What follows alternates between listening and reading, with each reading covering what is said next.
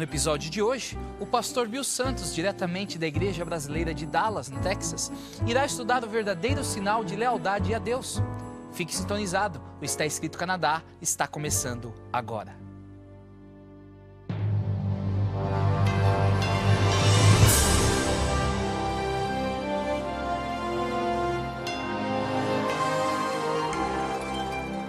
Venceu a prova do tempo. O livro de Deus, a Bíblia, ainda relevante neste mundo complexo. Está Escrito Canadá, partilhando mensagens de esperança ao redor do mundo.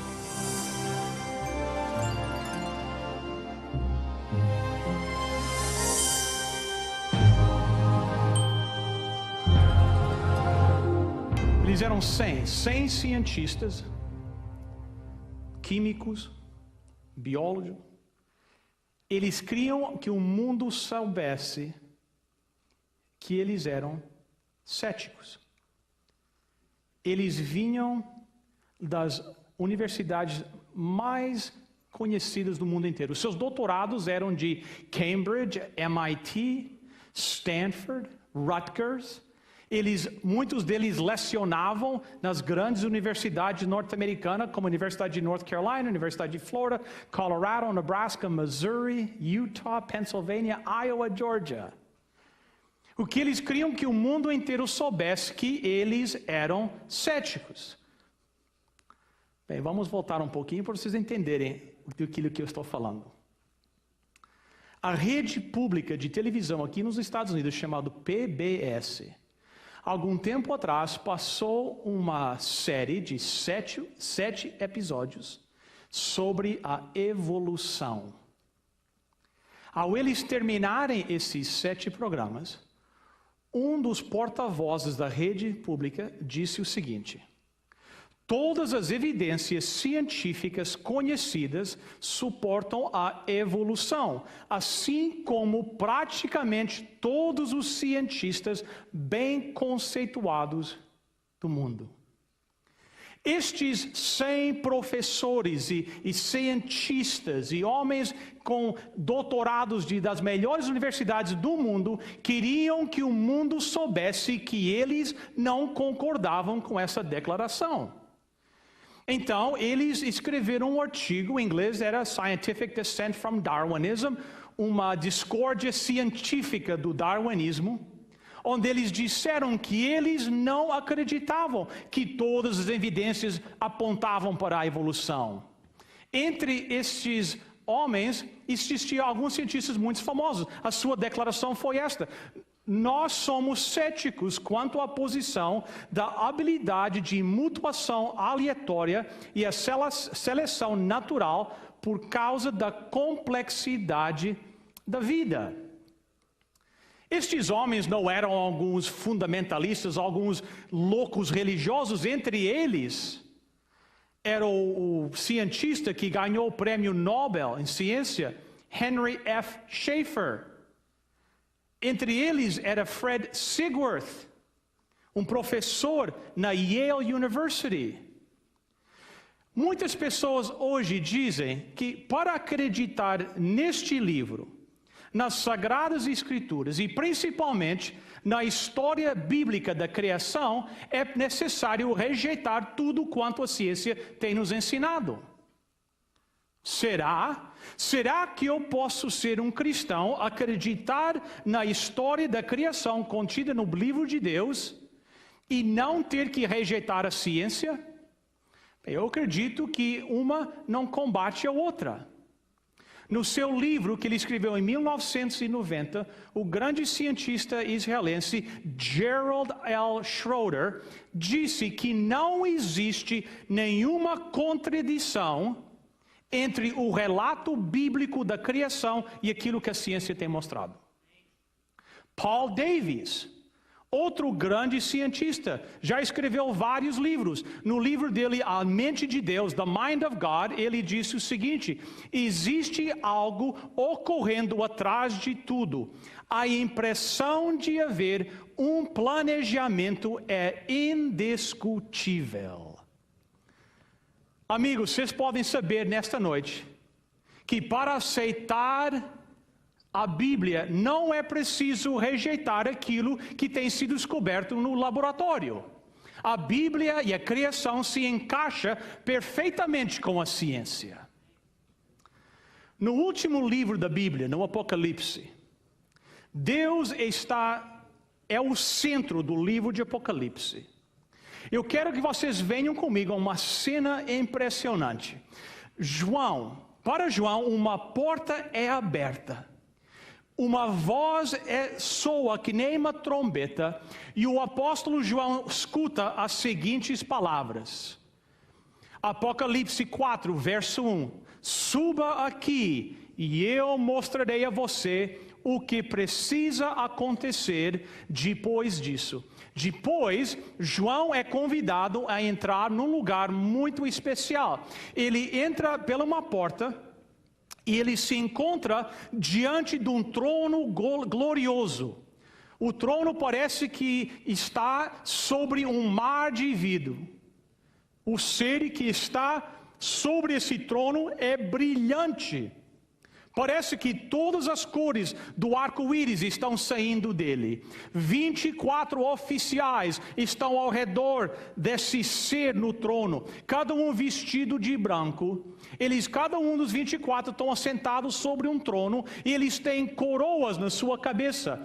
E de repente João escuta 4 seres viventes declarando o seguinte: Santo, Santo, Santo é o Senhor Deus, o Todo-Poderoso, que era, que é e que há de vir. É uma cena de louvor, seres criados, seres angélicos, consumidos com o louvor de Deus. Imediatamente depois de ouvir essas palavras, a Bíblia nos diz que esses 24 anciãos, eles se prostam diante dos pés do rei que está sob o trono e colocam as suas coroas aos seus pés e declaram: Senhor nosso, é nosso Deus, Tu és digno de receber glória, honra e poder, pois criaste todas as coisas, por Tua vontade elas foram criadas e existem. O que eu acabei de descrever é uma cena no livro de Apocalipse que é inesquecível. O apóstolo João viu esta cena em visão. A Bíblia diz que João, o autor do Apocalipse, entrou em visão diretamente na sala do trono de Deus. E ele descreve esta cena bem no início do livro do Apocalipse, para que todos nós sabemos, ao ler esse livro, que o nosso Deus é um Deus poderoso. O nosso Deus é um Deus glorioso. O nosso Deus é o único que merece louvor. Por quê? Por que o nosso Deus merece ser louvado? Porque Ele criou todas as coisas. Todas as coisas existem por causa dele. Mas a verdade é nesta noite. Uma grande parte da humanidade não vê Deus mais como Criador. Uma boa parte dos cidadãos do nosso planeta se separaram de Deus e não mais o veem como o Criador de toda a terra. Para eles, o nosso Deus Todo-Poderoso, o nosso Deus de majestade, diminuiu em tamanho. Ele diminuiu em poder. Para muitos do nosso mundo nesta noite, o nosso Deus não merece louvor. Por quê? Por que aconteceu isso? Por que essa mudança tão drástica no pensamento de tantos para com o nosso Deus? Bem, existem várias razões, mas uma delas eu acho começou em 1831. Havia um navio em inglês chamado The Beagle, e esse navio veio da Inglaterra e foi para a costa oeste da América do Sul. O propósito dessa viagem era para tentar melhor descobrir aquela região da costa oeste da América do Sul. Naquele navio havia um homem. E quando esse navio chegou nas ilhas, não sei como é que diz em português, mas em inglês é Galapagos Islands, as ilhas do Galápagos.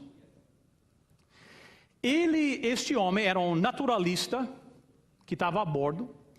Ele demonstrou um certo interesse nas espécies diferentes de animais que tinham lá, nos pássaros. Ele começou a fazer algumas anotações sobre aquilo que ele viu lá, sobre as diferenças em cores, em outras coisas diferentes desses.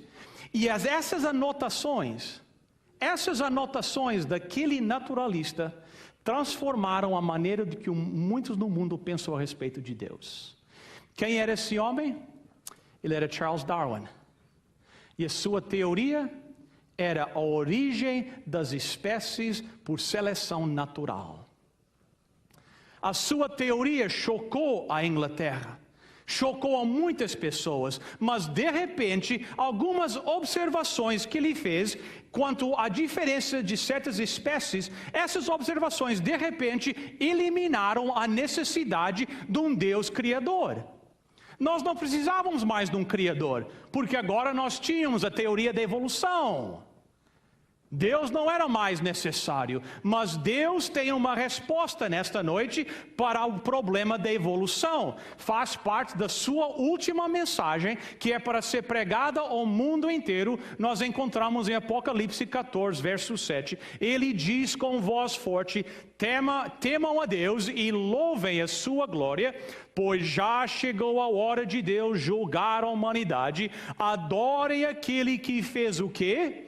O céu, a terra, o mar e as fontes das águas.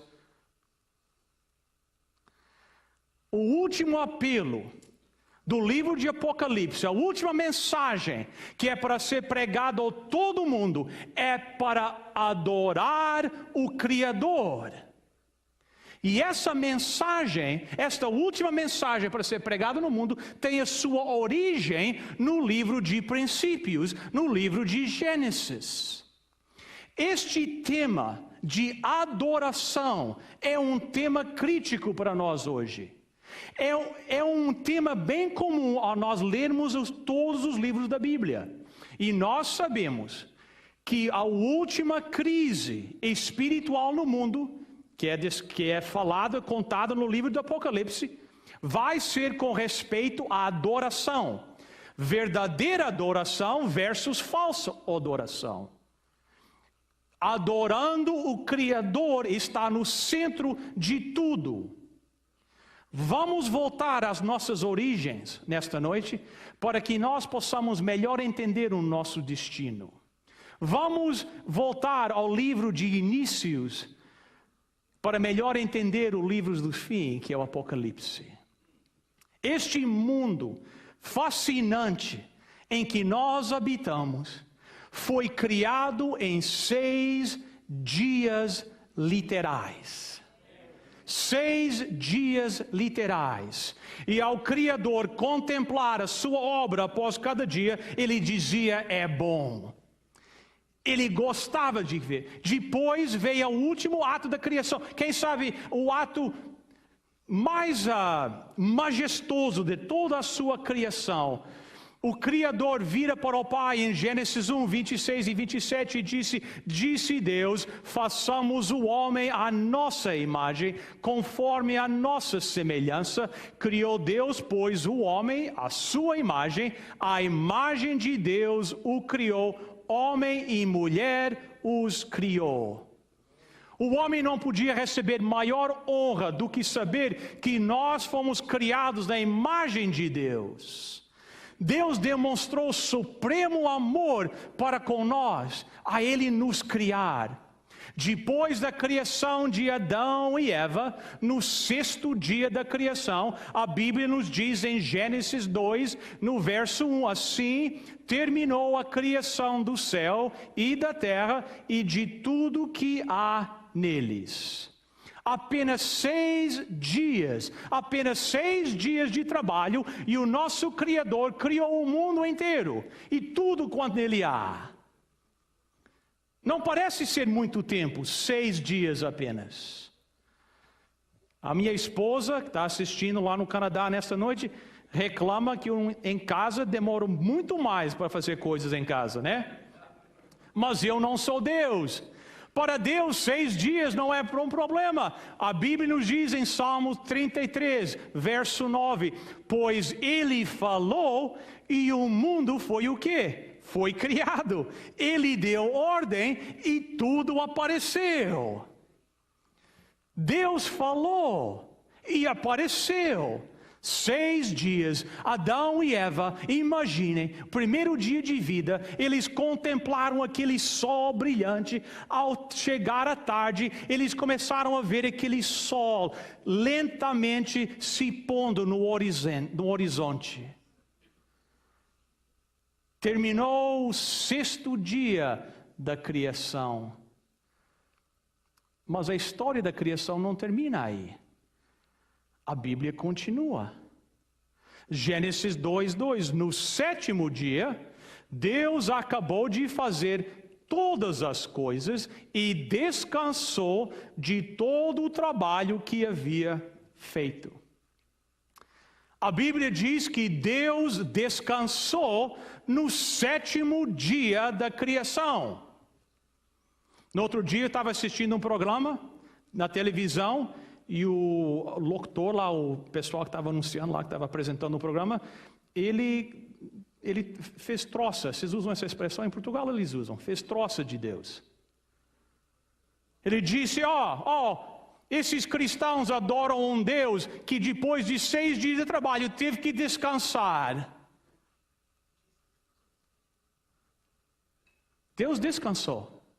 É verdade. Mas Deus descansou por quê?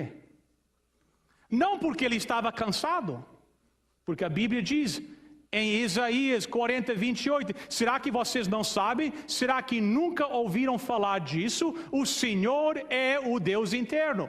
Ele criou o mundo inteiro, Ele não se cansa, não fica fatigado, ninguém pode medir a sua sabedoria. A Bíblia diz que Deus descansou não porque Ele estava cansado, mas Deus se deu o privilégio, a satisfação de contemplar a sua criação juntamente com os seres que Ele tinha acabado de criar. Ele teve a oportunidade de passar algum tempo contemplando tudo quanto tinha acontecido durante aqueles 7 dias.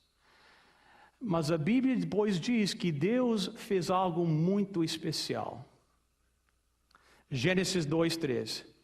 E abençoou Deus o dia 7º e o santificou, porque nele descansou de toda a obra que como Criador fizera. A Bíblia diz que no 7º dia, Deus abençoou o 7º dia. Deus santificou o 7º dia. Deus descansou no 7º dia. E amigo ouvinte, enquanto nós permanecemos fiéis ao sábado, nós jamais vamos esquecer a nossa origem. Enquanto nós, seres criados, enquanto nós permanecermos fiéis na guarda do sábado, nós jamais vamos esquecer de onde é que nós viemos e jamais vamos esquecer qual é o nosso destino eterno. Porque em cada 7 dias, em cada 7º dia, nós estamos sendo religados com o nosso Criador. Será que era possível que ao Deus olhar pelos séculos da história, será que é possível que Deus sabia o nível de estresse e ansiedade que a sua criação ia passar?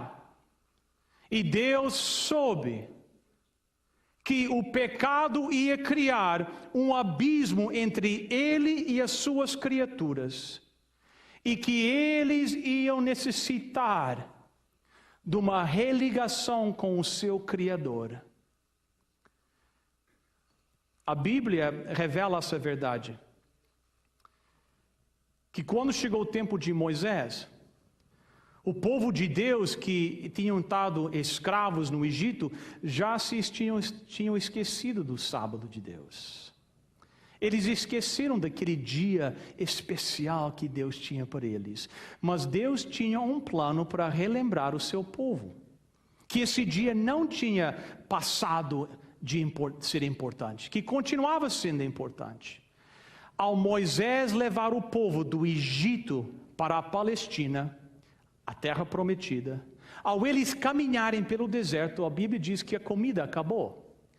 Não tinham mais alimentos. Então Deus milagrosamente começou a providenciar pão vindo do céu, o maná, durante 40 anos. Mas a história da experiência de Deus sustentando o seu povo no deserto é mais do que uma história de Deus provendo pão. O maná aparecia 6 dias por semana.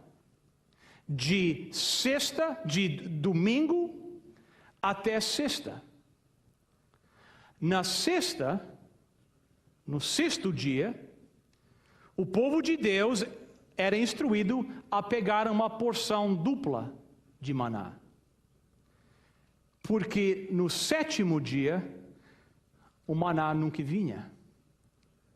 Agora, se eles decidissem em outro dia pegar uma porção dupla, o maná ia estragar e começava a cheirar mal. Mas no sexto dia, o maná sempre se preservava até o sétimo dia. O que será Deus estava querendo fazer que o povo se lembrasse com essa experiência? Ele estava querendo dizer a eles que aquele mesmo Deus que os tirou da escravidão foi o mesmo Deus que os criou no início. O Deus libertador é o Deus criador. E ele queria demonstrar para os seus filhos a importância do sábado através da experiência do maná. Deus quer que seus filhos saibam que esse dia, o sábado, permanece hoje como um dia especial para Deus. Que o dia não tinha diminuído em significado, continuava sendo. Então Deus ligou a experiência do maná com o sábado, a lição do sábado. Êxodo 16, verso 26. 6 dias o colhereis, mas o sétimo dia é o quê? O sábado. Não haverá. Algumas das pessoas decidiram não seguir a instrução de Deus. Eles rejeitaram a instrução e eles iam no sábado de manhã à procura da porção de maná e não havia. Então Deus teve que dizer para o povo, Êxodo 16, 28, até quando recusareis guardar os meus quê? Mandamentos e as minhas quê? Leis. Amigo, você pode saber nesta noite que do Gênesis ao Apocalipse a Bíblia fala com uma só voz com respeito ao sábado, o memorial semanal de Deus. Isaías 56, versos 6 e verso 7. Se vocês obedecerem às leis a respeito do sábado, eu os levarei ao meu monte santo e vocês ficarão felizes na minha casa de oração, pois a minha casa será chamada de casa de oração para quantos povos? Para todos os povos. Algumas semanas depois de ter iniciado essa experiência do maná, Deus mais uma vez se aproximou do povo. E mais uma vez Ele demonstrou para eles a importância do sábado, quando Ele escreveu em tábuas de pedra, com o seu próprio dedo, as grandes verdades faladas lá no Jardim do Éden. Êxodo 31, verso 18. E tendo acabado de falar com ele no Monte Sinai, deu a Moisés as 2 tábuas do testemunho. Tábuas de quê? Pedra, escritas como? Pelo dedo de Deus. Mais uma vez, o povo de Deus foi relembrado da importância do sábado, quando Moisés desceu com as tábuas de pedra, escritas com o próprio dedo de Deus. A sua mensagem pessoal para todos os filhos de Deus, Êxodo 20, começando no verso 8. Lembra-te do dia de sábado para o santificar. Faça todo o seu trabalho durante 6 dias da semana, mas o 7º dia da semana é o dia de descanso, dedicado a mim, o Senhor, seu Deus. Não faça nenhum trabalho nesse dia, nem você, nem os seus filhos, nem as suas filhas, nem os seus escravos, nem as suas escravas, nem os seus animais, nem os estrangeiros que vivem na terra de vocês. Em 6 dias, eu, o Senhor, fiz o céu, a terra, o mar e tudo o que há neles, mas no 7º dia, eu que? Descansei. Foi por isso que eu, o Senhor, abençoei o sábado e o separei para ser um dia que? Santo. Nestas palavras imortais, Deus está pedindo a toda a humanidade para que não se esqueçam do sábado. Para toda a humanidade. Um memorial semanal da criação. E a Bíblia diz, se nós honrarmos o sábado, Deus promete muitas bênçãos para os seus filhos, com a guarda do sábado. Deixa eu falar bem claro nesta noite para aqueles que estão me escutando. Em nenhum lugar da Bíblia você vai encontrar a frase que diz que o sábado é o sábado dos judeus. Você não vai encontrar essa expressão.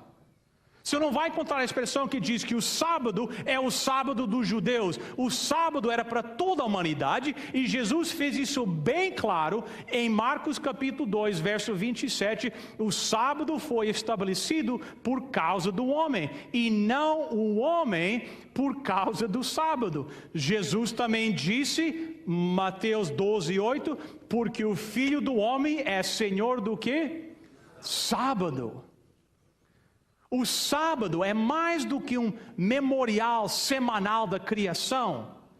É evidência. O sábado é uma demonstração do relacionamento que eu tenho com o meu Deus Criador. Eu no sábado, ao nós guardarmos o sábado, nós estamos reconhecendo que Ele é o nosso Criador, que Ele é o Deus divino, que Ele é o único que é digno de louvor e honra e majestade. Ezequiel 20, 20 diz, santificai. Desculpe, às vezes fica mais difícil. Santificai os meus sábados, pois servirão de quê? Sinal entre mim e vós, para que saibais que eu sou o Senhor vosso Deus. O poder santificador que Deus usou para santificar o sábado é o mesmo poder que Deus usa para santificar eu e você hoje. É o mesmo poder. E Ele promete, se nós honrarmos o sábado, nós jamais vamos esquecer que o nosso Criador é também o nosso Salvador. Ezequiel 20, verso 12. Também lhes dei os meus sábados para servirem de sinal entre mim e eles, para que soubessem que eu sou o Senhor que os que santifica. Ao guardar o sábado, você está reconhecendo o poder criativo de Deus. Você está reconhecendo o poder de santificar as vidas, santificar a sua vida hoje. E através do Novo Testamento, nós podemos ver no exemplo de Jesus Cristo, que Ele nunca se esqueceu desse dia especial, desse memorial da criação. Enquanto Jesus morou aqui na terra, Ele guardou o sábado.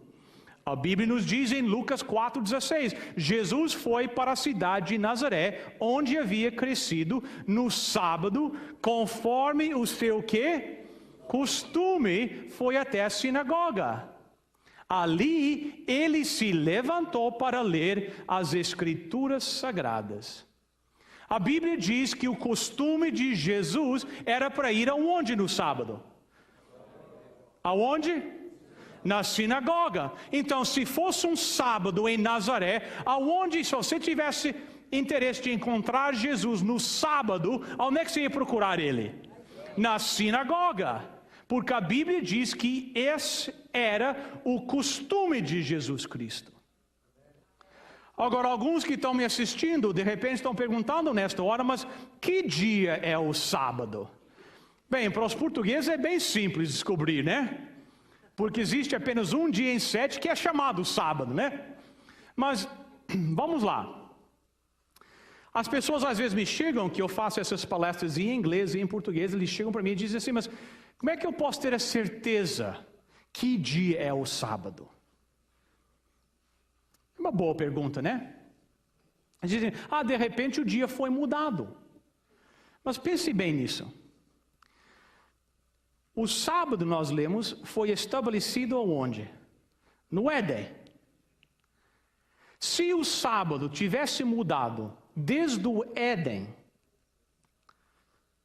até o tempo de Moisés, Deus teria tido uma oportunidade excelente para anotar essa mudança quando ele escreveu com seu dedo em tábuas de pedra.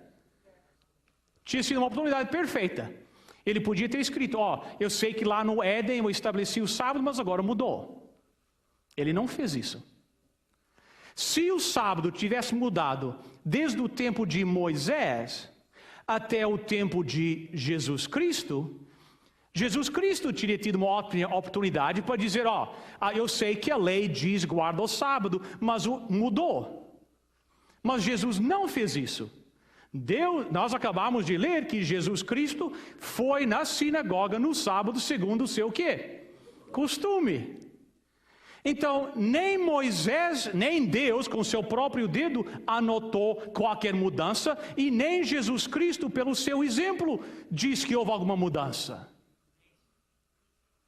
Então, isso para mim diz que o sábado não mudou.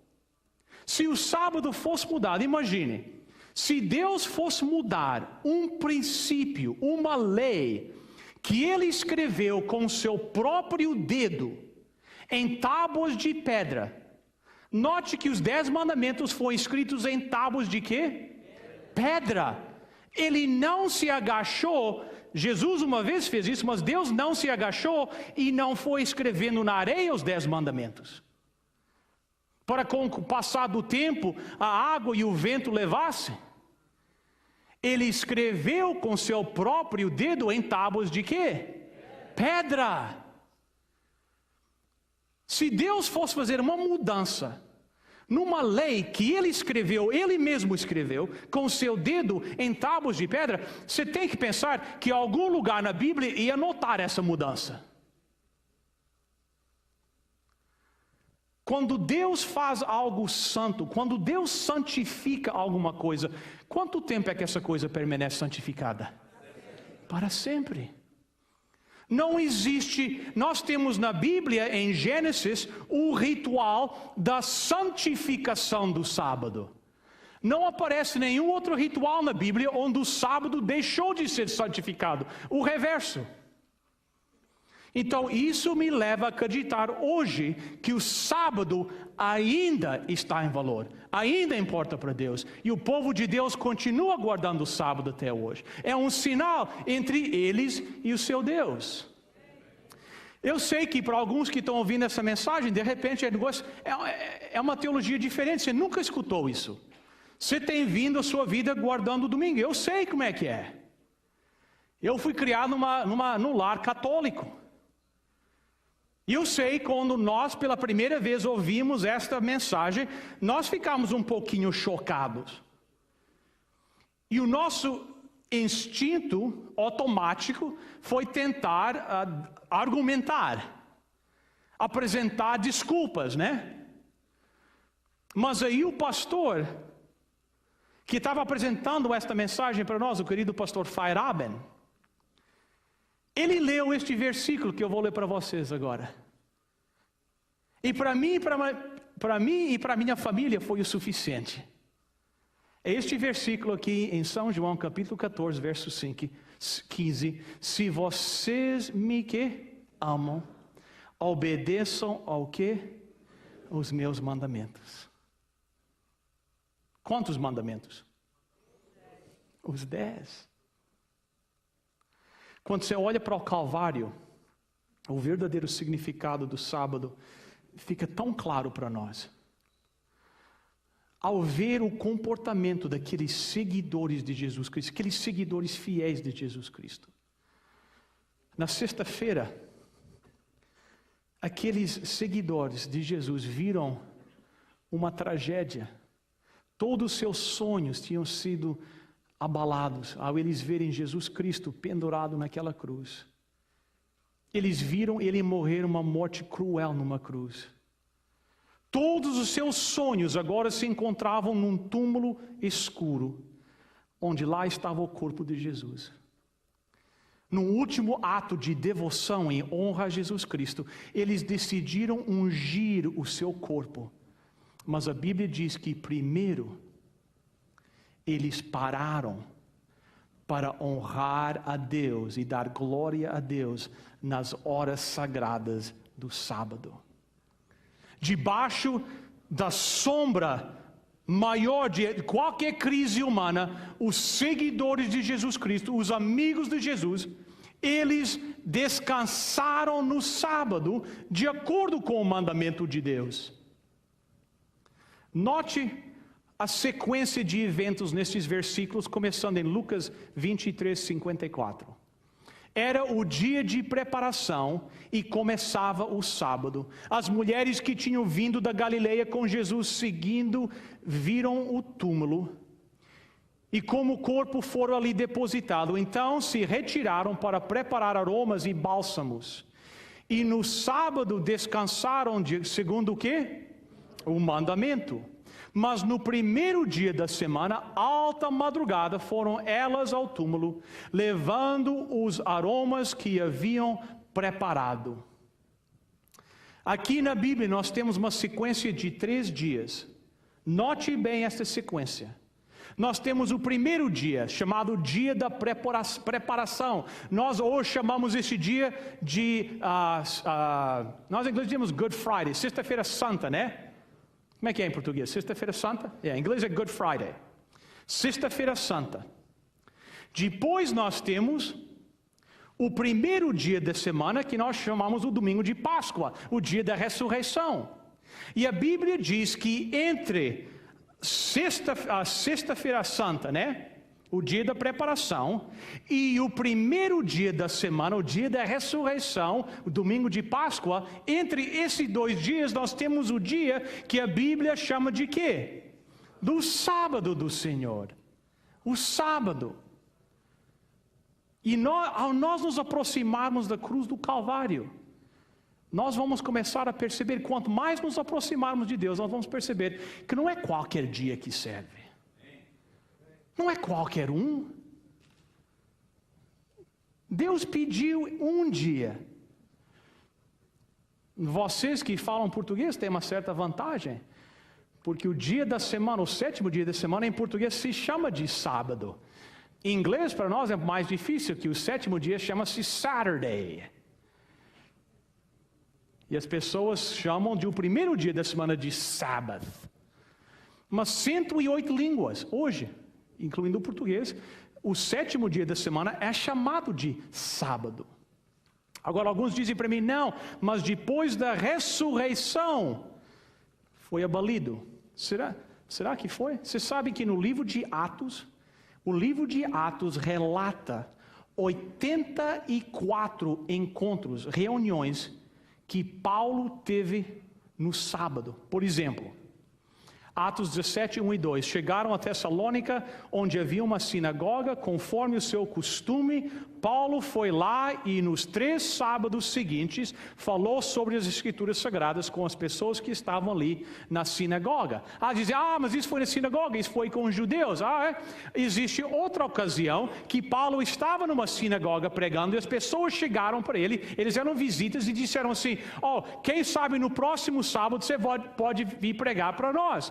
Atos 3, 42. Os que? Gentios rogaram que no que? Sábado seguinte lhes fossem ditas as mesmas coisas.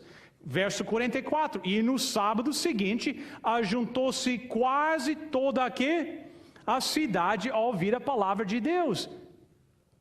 Atos 16, 13. No sábado saímos da cidade para junto do rio, onde nos pareceu haver um lugar de oração. E assentando-nos, falamos às mulheres que para ali tinham concorrido. Mais outro. Aqui está vamos parar aqui. Vários exemplos na Bíblia, depois da ressurreição, onde o sábado ainda foi honrado. E a Bíblia diz que isso é uma das características do povo de Deus no fim dos tempos. Apocalipse 14, 12. Aqui está a perseverança dos santos, os que guardam os mandamentos de Deus e fé em Jesus. Quantos mandamentos é que o povo de Deus guarda? 10 mandamentos, não 9, 10. E um desses 10 mandamentos diz, lembra-te dos dias do sábado. E a realidade nesta noite, a você me ouvir, é que a maioria dos cristãos tem se esquecido do sábado. Mas esta verdade bíblica é uma verdade que vai permanecer eternamente. O sábado foi estabelecido lá no Éden, foi reafirmado no Sinai, quando Deus escreveu com seu próprio dedo em tábuas de pedra, foi observado pelo seu povo, foi observado, guardado por Jesus Cristo, foi honrado pelos discípulos, é um sinal do poder de Deus, e o sábado será guardado no novo céu e na nova terra. Vejam comigo, Isaías 66, 22, 23. Porque como os novos céus e a nova terra que hei de fazer estarão diante de mim, diz o Senhor, assim há de estar a vossa posteridade e o vosso nome. E será que de uma festa da lua nova a outra, e de um sábado a outro, virá toda a carne a adorar perante mim, diz o Senhor. Vocês estão vendo a mensagem nesta noite? Eu sei que para alguns de vocês que estão me ouvindo, ou no Brasil, na América do Norte, América Central, na África, isso é uma verdade que vocês não conheciam. Mas nesta noite, Jesus está fazendo um convite pessoal para você. Não sou eu que estou fazendo esse convite. Eu sou um instrumento, Deus está fazendo o convite, para que você possa passar pela experiência da guarda do sábado. Que você possa passar pela experiência da oportunidade, da regeneração, como é que é? Da reinforcement, da renovar das suas forças, do relaxamento mental. O sábado é um tesouro de Deus para nós. É uma oferta de Deus para seus filhos. É um tesouro que Ele está entregando a cada um de nós. Um tesouro com um valor incalculável. Às vezes as pessoas me dizem, eu não guardo um sábado porque eu não sou legalista. Irmãos, guardar o sábado não é ser legalista. Guardar o sábado não é tentar ganhar o céu através dos meus esforços, porque no sábado eu descanso. Eu descanso no sábado. Mas cada sábado, ao eu vir perante meu Deus, eu reconheço que Ele é o meu Criador. E eu sou a sua criatura. E cada sábado eu rogo para Ele que Ele possa usar esse poder santificador, o mesmo poder que Ele usou para santificar esse dia, que Ele possa santificar a minha vida. Para mim, o sábado é uma lembrança que Ele não somente é o meu Criador, mas Ele é o meu Salvador. Amigo, por que não aceitar nesta noite a oferta de Deus, o tesouro de Deus, o sábado? Por que não tomar o voto agora de reconhecer que na sua vida existe apenas um, o nosso Deus, o único, Deus único, Criador da terra.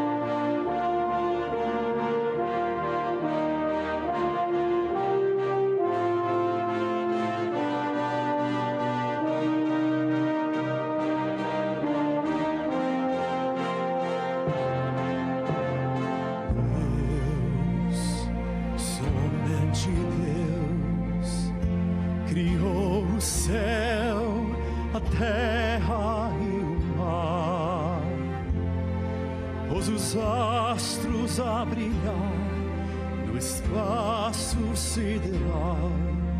Foi Deus, somente Deus, somente Deus nos revelou seu plano redentor. Tanto ao mundo Deus amou, que seu Filho enviou. Foi Deus, somente Deus,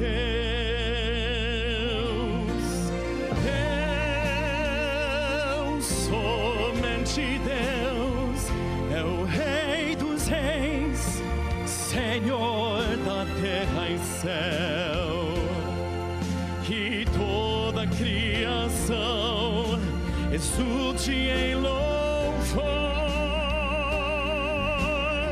a Deus, somente Deus,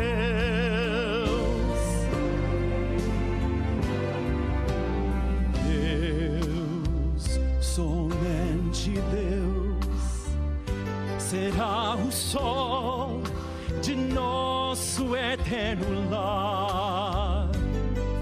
Nossa alma então irá para sempre descansar em Deus, somente em Deus.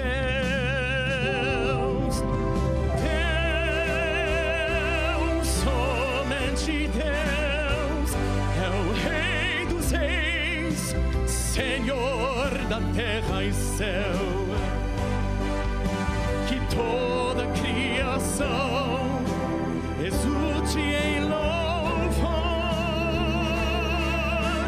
a Deus, somente Deus,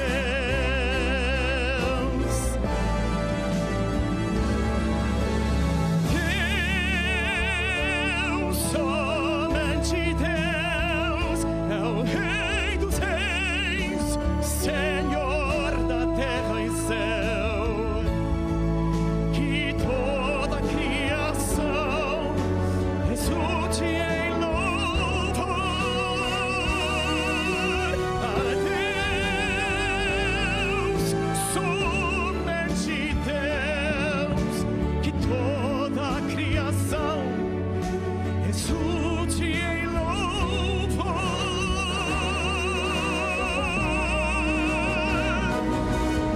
a Deus, somente a Deus.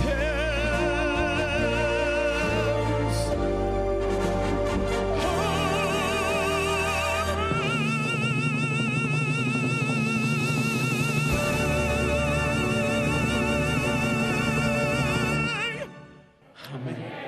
Amém. Obrigado, pastor Paulo. Na ilha de Cuba, lá bem no porto de Havana, tem este castelo chamado El Morro. Daqui embarcações saíam de Cuba para a Espanha, lotados de tesouros, diamantes, ouro, prata, esmeraldas. Aqueles navios saíam e a grande maioria chegava na Espanha sem problema, mas em 1662, um desses navios, Nossa Senhora de Atocha, de 700 toneladas, saiu deste local e depois de pouco tempo de viagem afundou com todas aquelas riquezas. Durante muitos anos, mergulhadores procuraram aquele tesouro, nunca encontraram. Depois um homem, especulando, tentando encontrar, decidiu chamar alguns amigos, eles investiram um pouco de dinheiro, cada um investiu $1.000, eles encontraram uns antigos mapas daquela região e saíram à procura desse navio. E o que eles encontraram era além da sua imaginação. Eles encontraram aquele navio e todo o seu tesouro. Eles começaram a tirar tesouro lá do navio afundado. Apenas 47 toneladas só de ouro. Aquele investimento de apenas $1.000 se tornou em centenas de milhões de dólares. Amigo, Deus tem um tesouro para você. Está bem próximo de você. É o tesouro do sábado. Por que não passar pela experiência do sábado? Decide agora seguir a Jesus Cristo, guardando o seu dia de sábado. Orem comigo. Nosso Deus e nosso Pai, nós te agradecemos pelo sábado, nós pedimos por aqueles que estão se entregando a Ti agora, que vão Te seguir guardando o sábado. Os abençoe ricamente, Pai, assim como aqueles que já guardam o sábado. Em nome e por amor de Jesus nós Te rogamos. Amém. Hoje queremos oferecer gratuitamente para você um exemplar do livro Estacione Aqui e também um DVD que contém a cópia do programa de hoje. Não perca a oportunidade de aprofundar o seu conhecimento sobre o santo dia do Senhor, o sábado. Peça ainda hoje o seu exemplar do livro Estacione Aqui e a sua cópia do DVD, O Dia que Faz a Diferença. Para você solicitar gratuitamente a sua oferta, basta ir ao nosso website www.estaescrito.ca e acessar o programa de hoje. Lá você preencherá um formulário com seus dados e assim poderemos enviar a oferta para você. Se preferir, você poderá chamar o nosso número de telefone 416-259-8608. A oferta é grátis. A operadora necessita de seu nome, endereço e número de telefone. Você receberá em sua casa, gratuitamente, a oferta solicitada sem qualquer compromisso com o programa Está Escrito. Escreva para nós. Está Escrito, Box 2010, Oshawa, Ontário, L1H7V4. Agradecemos as suas cartas, os pedidos de oração que nos enviam e também o seu apoio financeiro. Espero que você esteja apreciando as mensagens apresentadas pelo pastor Bill Santos nessa série Contagem Regressiva para a Vida. Se você perdeu algum programa da série ou gostaria de rever algum dos programas do Está Escrito Canadá, visite o nosso website www.estaescrito.ca. Não deixe de nos seguir no Twitter ou de visitar a página no Facebook. Bem, até a próxima semana. Mas não se esqueça, está escrito: nem só de pão viverá o homem, mas de toda a palavra que procede da boca de Deus.